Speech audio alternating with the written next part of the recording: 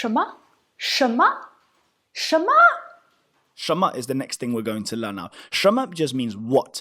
So you can pick up your phone here and you can say, wei, as in hello, hello. And then you can't hear what they're saying. So you go, Shema, Shema. So it works as a standalone little word just to say what, but you can also use it in questions. So to say, what's your age, or what's my age again, or what is love, or any of those song titles that I can think of now with a what in the title.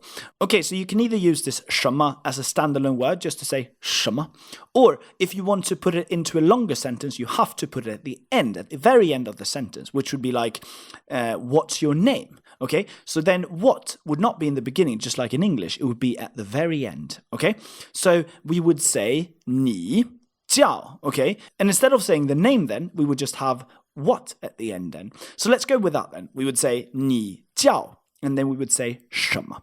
And that, ladies and gentlemen and fantastic students, is how we say, what's your name? 你叫什么? And then the answer to that we've already practiced with. It's actually 我叫, and then your name. Let's practice that.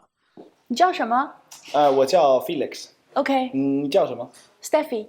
OK. 好，拜拜。拜拜。